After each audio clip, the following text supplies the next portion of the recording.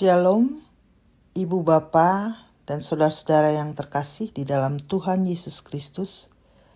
Atas nama Badan Pengurus Perki di negeri Belanda, kami mengucapkan selamat datang di ibadah Perki saat ini. Ibadah hari ini dipimpin oleh Pendeta Surya Hareva. Kami ucapkan selamat beribadah. Marilah kita beribadah kepada Tuhan Allah kita atas anugerah dan kasih-Nya. Untuk itu kita menyanyikan pujian pembukaan dari Kidung Jemaat 17 ayat yang pertama dan yang ketiga.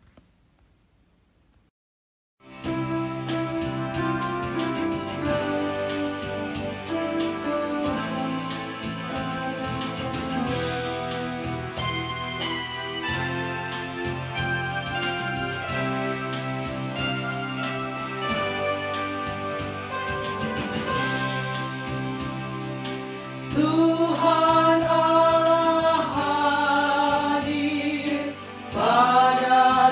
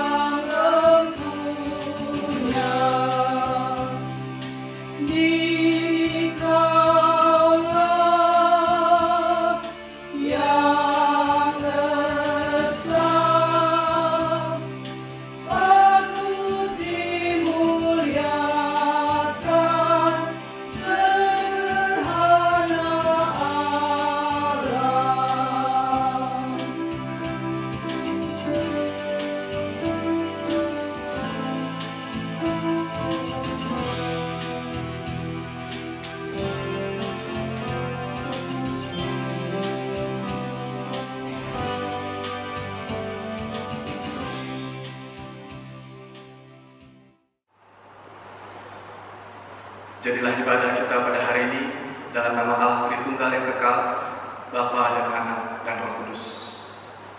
Salam sejahtera dan kasih karunia daripada Tuhan kita Yesus Kristus menyertai saudara-saudara sekalian.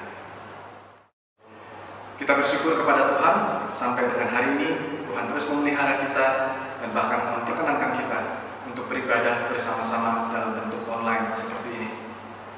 Hari ini merupakan minggu terakhir dalam pekan Koinonia untuk mengingatkan kita akan hal-hal yang paling penting di dalam Koinonia atau persekutuan.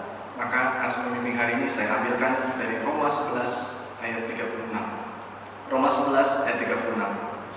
Sebab segala sesuatu adalah dari Dia dan oleh Dia dan kepada Dia. Bagi Dialah kemuliaan sampai selama-lamanya. Kita aminkan nas pembimbing kita hari ini dengan menyanyi bersama dari Kidung Jemaat 161 ayatnya yang pertama. Segala kemuliaan.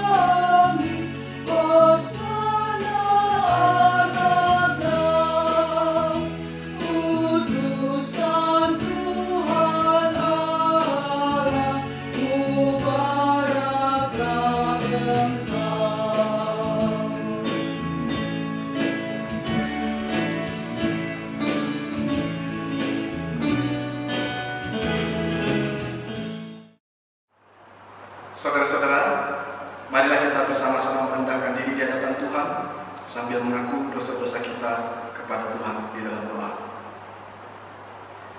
Ya Allah yang Maha Kudus, segala pujian dan hormat kami naikkan kepadamu. Di hadapan kemuliaan kami menyadari kehinaan kami. Kami adalah manusia yang berdosa dan kami mengaku kami seringkali menyedihkan hati Tuhan.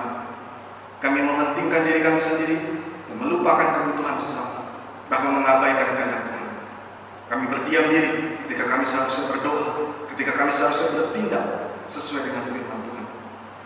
Ampunilah kami akan segala salah dan dosa kami, dan kami sungguh bersyukur Tuhan atas anugerah keselamatan yang Tuhan berikan di dalam Yesus Kristus. Tolong kami agar setiap kami boleh menjadi semakin dekat dan semakin menyenangkan hati Tuhan. Amin. Saudara-saudara, berita anugerah diberikan kepada setiap saudara-saudari yang telah mengaku dosa dengan sungguh-sungguh. Dan hari ini saya ambilkan dari 1 Yohanes 1 ayatnya yang ke-9.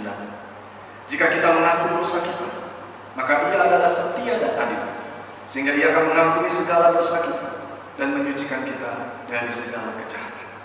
Marilah kita bersyukur dan memuji Tuhan Yesus yang telah membersihkan kita dengan darah-Nya, dan kita menyanyikan bersama-sama Kidung Jemaat nomor 37 bagian yang A ayat yang pertama, Batu Karang yang Teguh.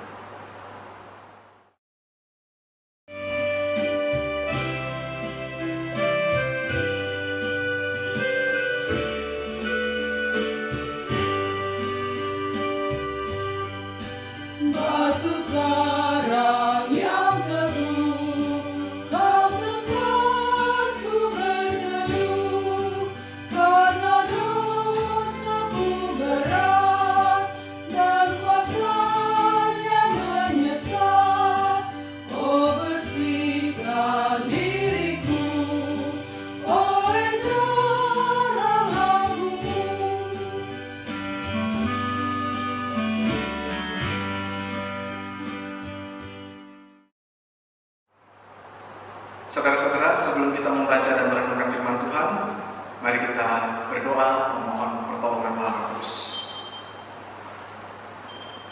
Ya Tuhan, Raja di atas segala raja, kami saat ini siap untuk mendengarkan sabda-Mu.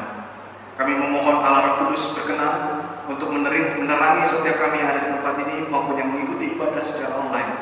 Buat kami mengerti akan kebenaran firman Tuhan. Curahkanlah kuasa agar kami melakukan yang kami baca dan kami renungkan hari ini. Di dalam nama Putra Tunggal kami berdoa. Amin. Pembacaan Alkitab pada hari ini terambil dari 1 Korintus 3 ayat yang ke-5 hingga yang ke-9. Demikianlah firman Tuhan. Jadi apakah Apolos? Apakah Paulus? Pelayan-pelayan Tuhan yang olehnya kamu menjadi percaya, masing-masing menurut jalan yang diberikan Tuhan kepadanya. Aku menanam, Apolos menyiram, tetapi Allah yang memberi pertumbuhan. Karena itu yang penting bukanlah yang menanam atau yang menyiram, melainkan Allah yang memberi pertumbuhan. Baik yang menanam maupun yang menyiram adalah sama, dan masing-masing akan menerima upahnya sesuai dengan pekerjaannya sendiri. Karena kami adalah kawan sekerja Allah, kamu adalah ladang Allah, bangunan Allah. Demikianlah sabda Tuhan. Bapak Ibu dan Saudara yang dikasihi Tuhan Yesus Kristus, anak saya yang laki-laki sangat suka mainan Lego. Dia itu bisa main Lego sampai 1 jam tanpa istirahat. Apalagi kalau Legonya masih Lego yang baru. 2 jam tanpa istirahat pun dia bisa. Nah, Lego ini permainan yang unik sekali. Terdiri dari banyak keping-keping yang bentuknya, warnanya itu juga macam-macam. Dan setiap keping itu unik dan punya keindahannya sendiri. Tetapi akan menjadi lebih indah ketika setiap keping itu ditempatkan sesuai dengan posisinya menjadi seperti apa yang ada di dalam buku petunjuk. Nah, persekutuan orang percaya bisa dibilang mirip dengan itu. Tiap-tiap anggota dan juga tiap-tiap pelayan Tuhan itu bisa memiliki karunia dan fungsi yang berbeda-beda satu dengan yang lainnya. Tetapi di tangan Tuhan, semuanya bisa membentuk suatu kesatuan yang indah dan harmonis. Nah, di akhir pekan koinonia ini, mari kita merenungkan sekali lagi hakikat persekutuan orang-orang percaya. Apa itu persekutuan orang-orang percaya? Siapa pemiliknya? Dan bagaimana menjaga keharmonisan proses di dalam persekutuan orang-orang percaya? Bagian yang tadi kita baca, khususnya ayat 9, mengatakan bahwa orang-orang yang percaya di dalam Yesus Kristus itu adalah ladang Allah dan bangunan Allah. Nah, kumpulan orang percaya ini seringkali disebut sebagai gereja atau jemaat. Tapi di ayat ini dikatakan gereja atau jemaat itu adalah ladang Allah. Gereja adalah bangunan Allah. Perhatikan di sini dua-duanya diikuti oleh kata Allah. Artinya milik Allah. Ladang miliknya Allah, bangunan kepunyaannya Allah. Jadi gereja atau jemaat itu adalah milik Allah. Gereja atau jemaat adalah milik Allah. Dan ini adalah hal yang sederhana, tetapi juga sangat penting untuk kita ingat selalu. Penting untuk dipikirkan juga apa penerapannya di dalam kehidupan persekutuan kita. Kalau gereja adalah milik Allah, maka gereja atau jemaat itu bukan milik manusia. Bukan milik pendiri gereja, bukan milik pemimpin gereja, bukan milik majelis, bukan milik ketua majelis, juga bukan milik pendeta, bukan milik ketua sinode, bukan juga milik anggota gereja sekalipun. Daftar tadi itu masih bisa diperpanjang lagi. Gereja bukan milik sinode, bukan milik BPPNB, bukan milik negara, tetapi milik Allah. Dan karena gereja adalah milik Allah, maka kita sebagai anggota, sebagai badan pengurus, sebagai majelis, sebagai pendeta, kita harus bertanggung jawab. Itu bukan kepada siapa-siapa, tetapi kepada Allah. Kita harus melakukan hal yang menyenangkan, bukan menyenangkan manusia, tetapi menyenangkan Allah. Ketika yang kita inginkan itu berbeda dengan yang Allah inginkan, maka kita harus taat kepada Allah. Bukan Allah yang disuruh taat kepada kita. Jangan suruh gereja taat kepada kita, tetapi suruh gereja taat kepada Allah. tanpa sadar kita seringkali berkata gereja kami, atau gereja saya, atau gereja kita, gereja orang. Nah, kalau artinya itu adalah gereja tempat di mana kita pergi beribadah, atau gereja tempat di mana kita melayani, itu oke-oke saja.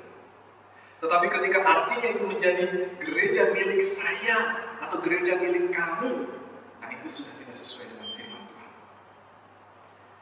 Harus diakui, banyak hal yang menyedihkan, banyak hal yang mengecewakan, bahkan membuat kita marah ketika berada di dalam satu persekutuan atau di dalam gereja.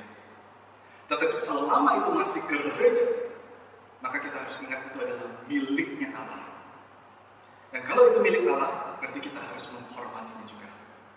John Calvin sangat menekankan pentingnya yang namanya disiplin gereja. Tetapi dia juga mengatakan bahwa selama firman Tuhan masih diberitakan dengan murni, selama firman Tuhan masih didengarkan, dan selama sakramen masih dijalankan sesuai dengan penetapan Kristus, maka itu tidak diragukan masih merupakan gereja milik Tuhan. Kaum Lutheran juga memiliki pandangan yang serupa dengan ini. Nah, Bapak-Ibu dan Saudara, itu artinya gereja milik Allah, kita harus menghormatinya, kita harus menghargainya. Kalau seandainya kita dikasih sapu tangan miliknya Presiden Jokowi, walaupun sapu tangannya ini mungkin sudah bekas ngelap keringatnya dia, sudah bau atau sudah kotor, kita akan menghargai sapu tangan tersebut. Apalagi kalau di sapu tangan itu ada tanda tangannya beliau. Kita akan cuci itu dengan hati-hati, lalu kemudian kita bersihkan, dan kalau sudah bersih mungkin kita akan taruh di bingkai, kita pajang di rumah. Kenapa? Karena sapu tangan itu bukan sembarang sapu tangan. Sapu tangan itu milik orang nomor 1 di Indonesia. Nah, seperti itulah juga kita harus menghormati gereja, menghormati jemaat. Bukan karena kondisinya mungkin ada banyak kekacauannya. Tetapi kita menghormati karena pemiliknya, yaitu Tuhan Allah. Mengenai gereja, disebut sebagai bangunan Allah, itu dijelaskan di ayat 10 dan seterusnya. Tetapi gereja sebagai ladang Allah, itu dijelaskan di bagian yang kita baca tadi. Oleh karena itu hari ini saya fokus lebih kepada pengertian gereja sebagai ladang Allah. Kata ladang itu punya asal kata dari tanah yang dikerjakan, tanah yang digarap. Jadi ladang itu adalah tanah yang tidak dibiarkan begitu saja. Tanah yang digarap, tanah yang diolah. Dan pengerjaannya atau pengolahannya itu bisa bermacam-macam. Mulai dari dibersihkan dari benda-benda yang mengganggu seperti rumput liar, dicangkul dan dibajak. Dan kalau di Indonesia tanah itu dibajak dengan sapi yang makan rumput dan minum air. Kalau di sini mungkin dibajak dengan sapi besi ya. Minumnya bukan lagi air tapi minumnya bensin solar. Nah, selain itu tanah juga perlu untuk disiani, ditanami benih atau ditanami bibit, dikasih plastik dan seterusnya. Jadi macam-macam, dibersihkan, dicangkul, dibajak dan lain-lain. Dan ini kalau kita lihat dari sisi tanah, dari sisinya si tanah, mungkin ini bukan sesuatu proses yang enak, bukan proses yang menyenangkan bagi tanah. Bayangin aja dipukul-pukul, digaruk-garuk dan seterusnya. Tapi justru melalui proses itulah tanah akan menjadi ladang yang baik dan tanah akan bisa menghasilkan panen yang berlimpah-limpah. Nah, orang yang percaya kepada Yesus Kristus, baik secara pribadi lepas pribadi maupun secara komunitas sebagai persekutuan orang percaya, disebutkan di sini sebagai ladang Allah. Artinya kita bukan tanah yang dibiarkan begitu saja oleh Allah. Kita adalah tanah yang diolah, digarap, diproses oleh Allah. Dan pengolahan Allah itu tidak selalu enak bagi kita. Tetapi ketika kita mau terus memberi diri kita untuk digarap oleh Allah, diproses oleh Allah, termasuk juga oleh proses yang tidak enak tersebut, justru itulah yang akan membawa manfaat paling besar bagi kita, baik pribadi pas pribadi maupun sebagai komunitas orang percaya. Justru itulah yang akan membuat hidup kita dan juga hidup persekutuan orang percaya menghasilkan buah, bahkan buahnya itu sampai berlimpah. Saya pernah membaca sebuah puisi tentang doa yang menggambarkan cara Allah di dalam menggarap orang-orang percaya, menggarap ladangnya. Nah, puisi ini ada banyak versinya. Nah, salah satunya berbunyi demikian. Saya meminta kekuatan, Tuhan memberi kesulitan supaya saya menjadi kuat. Saya minta kebijaksanaan, Tuhan beri masalah supaya saya memecahkannya. Saya minta kekayaan, Tuhan beri otak dan otot supaya saya berkarya. Saya minta keberanian, Tuhan memberikan bahaya supaya saya mampu mengatasinya. Saya minta cinta kasih, Tuhan beri orang-orang dalam kesulitan di sekitar saya supaya saya menolongnya. Saya tidak memperoleh apapun yang saya mau, tetapi saya menerima segala sesuatu yang saya butuhkan. Mari Bapak Ibu Saudara, kita sebagai ladang Allah, kita terus memberi diri untuk dikerjakan, untuk diolah, untuk digarap oleh Tuhan Allah, Sang Pemilik kita. Jangan lari dari proses pembentukan Allah. Inilah hakikat dari koinonia yang sejati. Persekutuan orang-orang yang memberi diri diproses oleh Allah, Sang Pemilik. Dan di dalam mengolah dan menggarap ladang, Allah tidak bekerja sendiri. Ayat 9 bagian 6 mengatakan bahwa ada orang-orang yang disebut sebagai kawan sekerja Allah. Kawan sekerja Allah ini yang dimaksud di sini bukan Allah dan bukan juga malaikat, tetapi manusia. Di sini dikatakan kami. Ayat 5 menjelaskan bahwa yang dimaksud dengan kami ini adalah contohnya Apolos dan juga Paulus. Dengan kata lain, para pelayan Tuhan. Jadi kalau zaman sekarang mungkin bisa bilang para misionaris atau para pendeta. Bahkan tidak salah juga untuk memperluas maknanya sebagai para majelis atau para pengurus. Mereka semuanya termasuk kawan sekerja Allah. Nah, para kawan sekerja Allah inilah yang menjalankan secara nyata proses pengerjaan dan pengolahan dari ladang Allah ini. Melalui para kawan sekerja Allah inilah orang-orang yang tidak percaya kemudian bisa menjadi percaya kepada Yesus Kristus. Melalui para pelayan Allah inilah orang-orang yang sudah percaya bisa semakin membenci dosa, semakin meninggalkan kebiasaan buruk, semakin mengenal Tuhan Allah, dan semakin bertumbuh di dalam kehidupan yang kudus dan yang berkenan kepada Tuhan Allah. Nah, para kawan sekerja Allah inilah yang memiliki tugas dari Allah. Dan tugasnya itu mungkin bisa sama, tapi bisa juga berbeda. Perbedaannya bisa berupa perbedaan bidang, perbedaan tempat, dan juga perbedaan waktu. Ayat 5 mengungkapkan hal ini dengan mengatakan bahwa masing-masing kawan sekerja Allah itu bekerja menurut jalan yang diberikan Tuhan kepada mereka masing-masing. Lalu kemudian ayat 6 memberikan contohnya. Paulus dan Apolos ini sama-sama kawan sekerja Allah, tapi jalan tugas yang diberikan kepada mereka itu berbeda. Paulus mendapatkan tugas untuk menanam, dan Apolos mendapatkan tugas untuk menyiram. Jadi ada perbedaan waktu dan ada perbedaan bidang yang dikerjakan oleh Paulus ataupun juga oleh Apolos. Waktu kita bertemu dengan dua orang yang berbeda, respon yang terjadi itu bisa adalah dengan kita membanding-bandingkan kedua orang tersebut. Kita membandingkan majelis lama dengan majelis baru.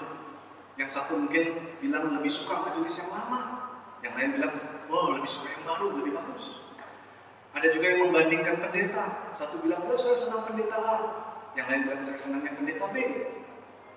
Nah, membanding-bandingkan berdasarkan perasaan kita, berdasarkan senang atau tidak senang, itu sebenarnya merupakan wujud dari kurang memahami cara Allah yang ajaib dan unik di dalam mengolah dan menggarap ladangnya.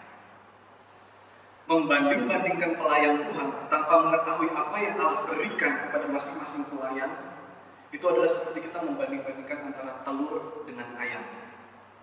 Yang pilih telur akan berkata, telur yang lebih penting, karena ayam asalnya dari telur.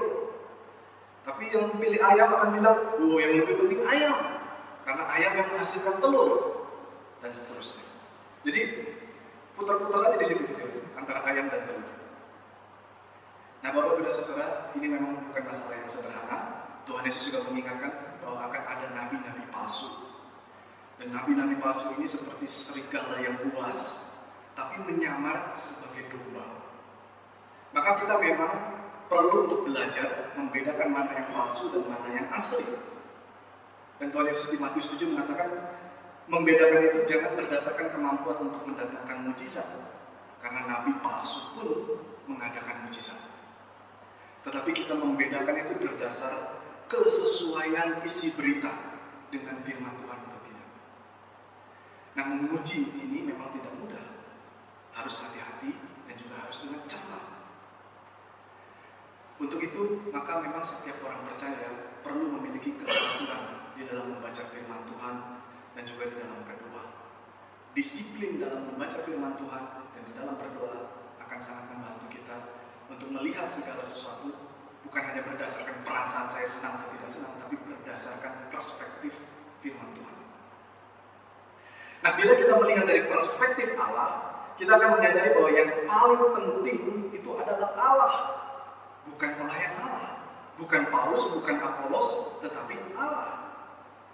Dan ketika kita bisa menyadari yang paling penting itu Allah, maka seandainya suatu hari Paulus tidak lagi taat kepada Allah, walaupun kita adalah orang yang ngefans sama Paulus, kita akan merelakan rasa suka kita terhadap Paulus itu. Begitu juga kalau kita adalah orang yang senangnya dengan Apolos.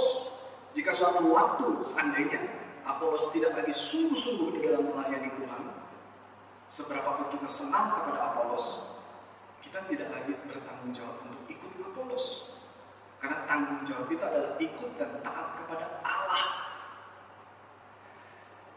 Tetapi selama pelayan Tuhan itu setia kepada Tuhan dan kepada firman-Nya, mereka adalah kawan sekerja Allah.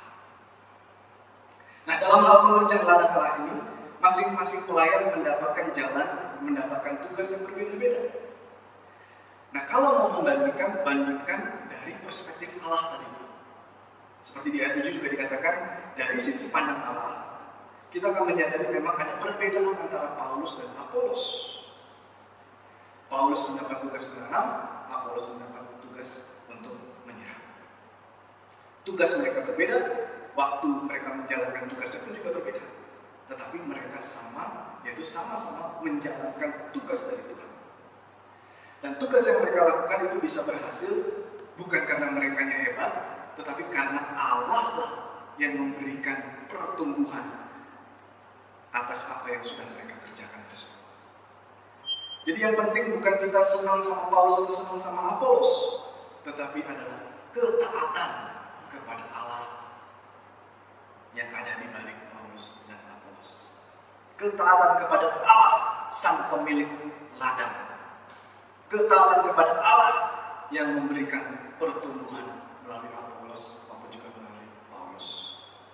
Bahkan ayat 8 berkata dengan lebih tegas lagi, baik yang menanam maupun yang menyiram itu adalah sama, masing-masing akan menerima upahnya sesuai dengan pekerjaannya masing-masing.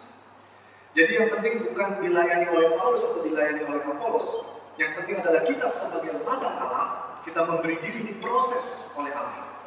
Memberi diri untuk ditumbuhkan oleh Allah melalui kawan sekerja Allah yang dianugerahkan kepada kita. Yang diberikan kepada kita mungkin kita kurang suka, mungkin ada perbedaan pendapat dengan kita.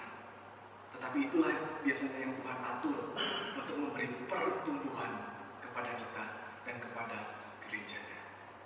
Kiranya Tuhan menolong kita menempatkan Allah di posisi yang paling penting dan menempatkan diri kita sebagai ladang dan bangunan milik Allah yang siap untuk diproses oleh Allah melalui kawan sekerjanya. Amin. Bapak Ibu dan Saudara, mari kita bangkit berdiri bersama dengan orang percaya di segala abad dan tempat.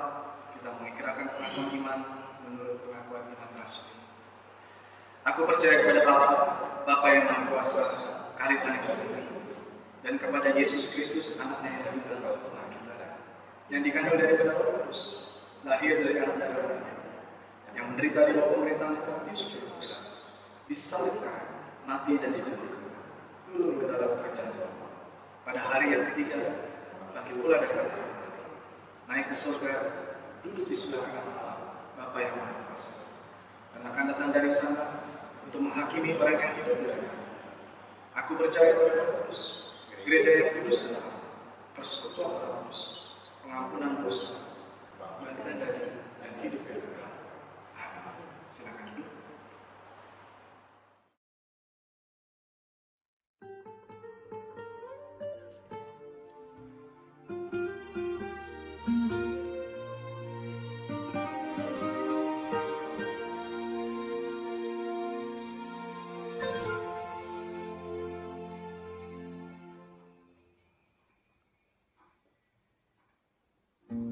Segala perkaraku ku serahkan padamu, Allah pembelaku. Segala kuatirku ku taruh di kakimu, Allah pemeliharanku. Bila kau yang membuka pintu, tak ada satu pun dapat menutupnya. Bila kau yang mengangkat aku, tiada yang dapat merendahkanmu.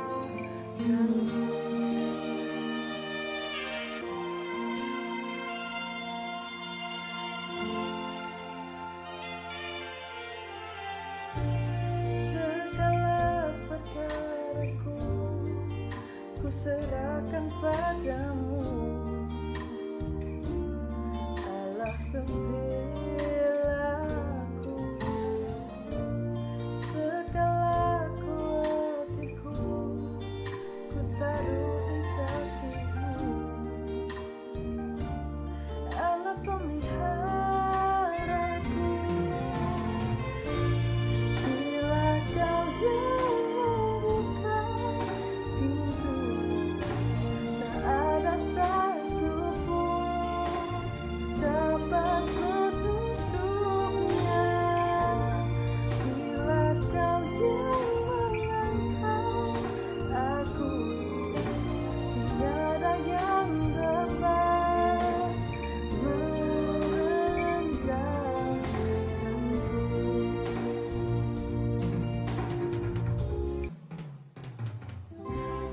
Bila kau yang membuka pintu, tak ada satu pun dapat menutupnya. Bila kau yang mengangkat aku, tiada yang dapat merendahkanku. Tiada yang dapat merendahkanku.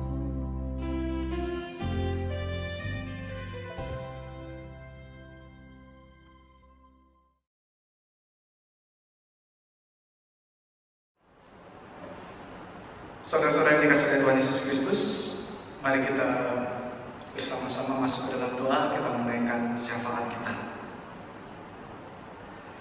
Tuhan Allah Bapa yang penuh dengan belas kasihan, sekali lagi kami mengaturkan pujian dan sembah kami kepadamu.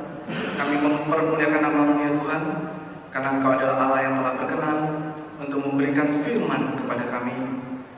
Kami boleh merenungkan apa yang paling esensial di dalam persekutuan.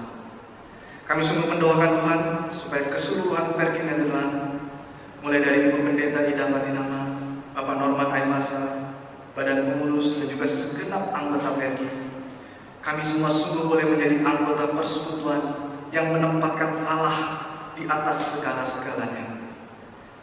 Kami berdoa juga Tuhan untuk saudara-saudara kami yang sedang dalam kondisi sakit, kiranya Engkau memberikan kesembuhan yang ilahi. Kami memohonkan juga penyertaan Tuhan bagi saudara-saudara dalam proses pemulihan. Kiranya Tuhan menolong supaya hari demi hari semakin mendapatkan kekuatan di dalam Tuhan Yesus Kristus. Kami mendoakan juga Tuhan untuk saudara-saudara kami yang sedang di dalam pergumulan permasalahan, kiranya juga boleh mendapatkan penghiburan, mendapatkan kekuatan, mendapatkan jalan keluar yang paling tepat melalui pergumulan, doa, dan juga melalui pembacaan firman Tuhan dan perenungan firman Tuhan. Kami bersyukur juga Tuhan kalau dalam satu minggu ini juga ada saudara-saudara yang merayakan hari ulang tahun. Kiranya Tuhan yang menolong supaya saudara-saudara kami ini juga boleh Tuhan mampukan untuk menghitung hari-harinya, sehingga semakin bertambah usia, semakin beroleh latihan bijaksana. Kami mendoakan untuk bangsa Indonesia, kiranya Tuhan terus menolong para pemimpin, para aparat juga di dalam menangani permasalahan yang saat ini sedang dihadapi di Indonesia, khususnya berkaitan dengan pandemi virus corona. Kami mendoakan juga Tuhan berbagai kebijakan-kebijakan ekonomi yang diambil supaya juga boleh membantu proses pemulihan dari keterpurukan ekonomi yang terjadi di Indonesia. Kami mendoakan untuk negara tempat kami tinggal, untuk Belanda, kiranya Tuhan juga boleh memberikan pemeliharaan Tuhan yang khususnya memasuki musim panas dan juga liburan musim panas ini. Kiranya Tuhan memberikan keamanan, Tuhan memberikan perlindungan Tuhan yang nyata bagi setiap kami yang tinggal di Belanda ini. Kami mendoakan juga Tuhan untuk bangsa-bangsa, khususnya suku-suku yang masih belum mendengar berita Injil Tuhan Yesus. Kiranya mereka juga boleh dijangkau, mereka boleh mendengar kabar baik. Kami mendoakan juga Tuhan untuk proses-proses penerjemahan Alkitab maupun juga pelatihan-pelatihan pelayan-pelayan Tuhan. Kiranya Tuhan yang menolong setiap program-program tersebut boleh berjalan dengan baik. Doa ini kami naikkan di dalam nama Tuhan Yesus Kristus yang telah mengajar kami berdoa. Bapa kami yang di surga, dikuduskanlah namamu, datanglah kerajaan, jadilah kehendak-Mu di bumi seperti di surga. Berikanlah kami pada hari ini makanan kami yang secukupnya, dan ampunilah kami akan kesalahan kami, seperti kami juga mengampuni orang yang bersalah kepada kami. Dan janganlah membawa kami ke dalam pencobaan, tapi lepaskanlah kami daripada yang jahat.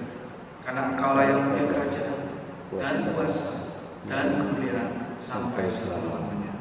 Amin.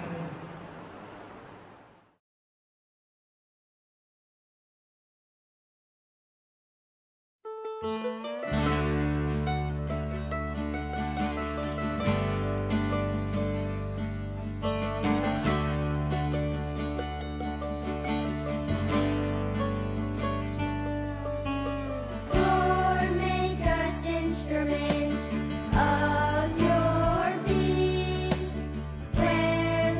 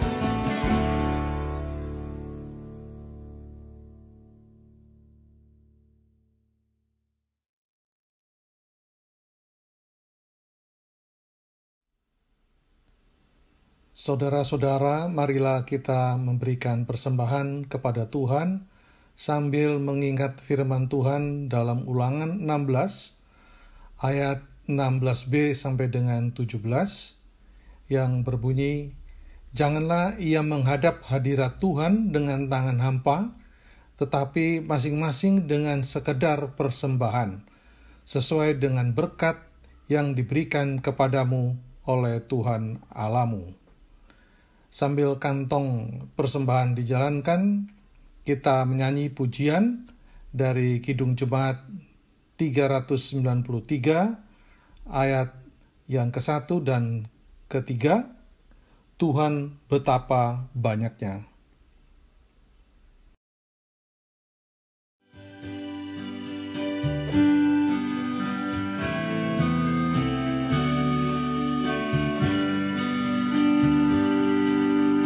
Tuhan betapa banyaknya berkat yang Kau beri,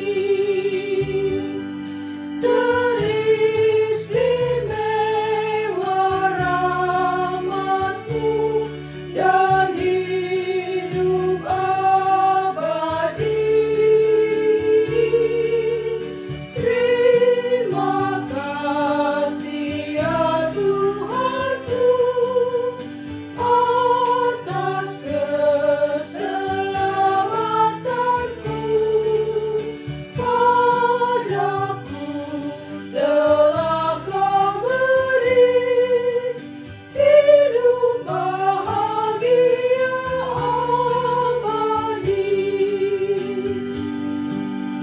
Setiap hari rahmat-Mu tiada putusnya. Hendak ku puji nama-Mu tetap selamanya.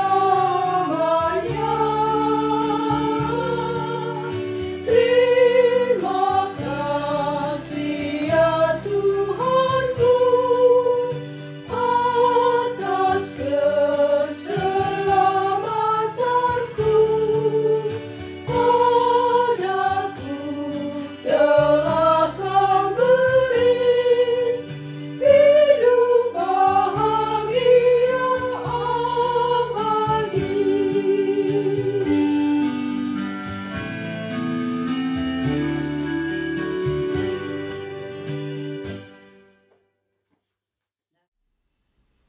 Saudara-saudara, mari kita masuk dalam doa persembahan syukur.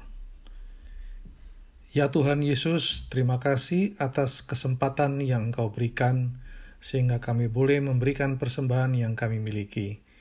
Biarlah melalui uang ini dapat menjadi berkat yang menghidupkan senantiasa kegiatan pelayanan dalam persekutuan kami ini. Dalam nama Yesus kami berdoa. Amin. Bapak Ibu dan Saudara yang dikasihi oleh Tuhan Yesus Kristus, Tuhan mengutus orang percaya ke dalam dunia untuk hidup seturut dengan firman-Nya. Mari kita perbaharui dan kita nyatakan komitmen kita ini dengan menyanyikan lagu penutup dari Kidung Jemaat 370 ayat yang pertama dan yang ketiga. Ku mau berjalan dengan juru selamat.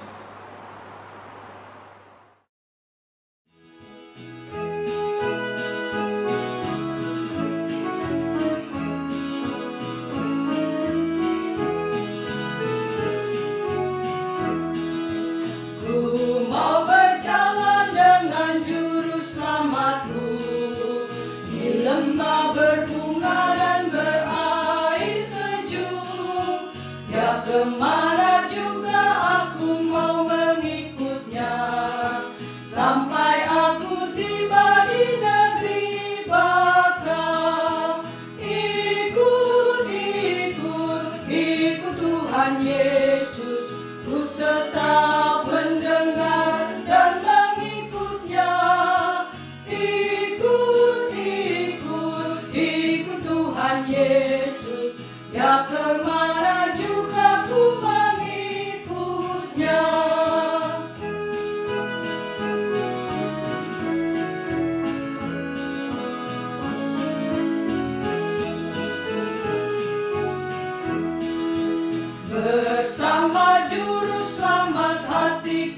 teguh di lembah dan bukit yang perlu ku tempuh. Tuhanku membimbing aku pada jalannya yang menuju rumah Allah yang bakal. Ikut, ikut, ikut Tuhan Yesus, ku tetap mendengar dan mengikutnya. Ikut, ikut, ikut Tuhan Yesus, ya kemana juga ku mengikutnya.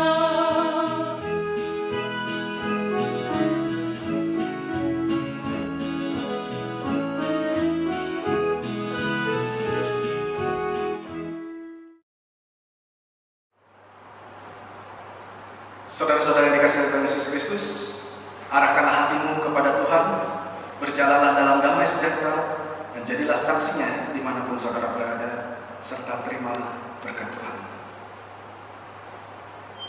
Tuhan memberkati engkau dan melindungi engkau. Tuhan menyinari engkau dengan wajahnya dan memberi engkau kasih karunia. Tuhan menghadapkan wajahnya kepadamu dan memberi engkau damai sejahtera. Amin.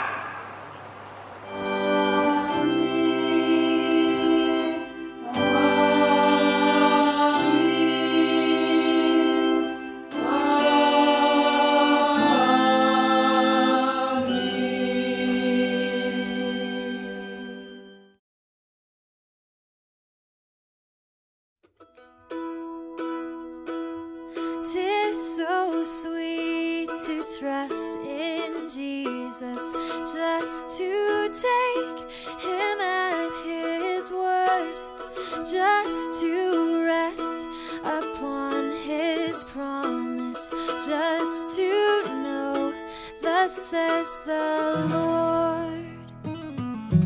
Oh, how sweet to trust in Jesus, just to trust his cleansing blood, and in simple faith to plunge me 'neath the healing cleansing flood. Jesus, Jesus, how I trust him, how I've proved him o'er and o'er. Jesus, Jesus, precious Jesus, oh, for grace to trust him more. Yes, 'tis sweet to trust in Jesus, just from sin and self to cease, just from Jesus simply taking life and rest and joy and peace. Jesus, Jesus, how I trust him, how I've proved him o'er and o'er. Jesus, Jesus, precious Jesus, oh, for grace to trust him more. Jesus, Jesus, how I trust him, how I've proved him o'er and o'er. Jesus, Jesus, precious Jesus, oh, for grace to trust him more. I'm so glad I learned to trust him, precious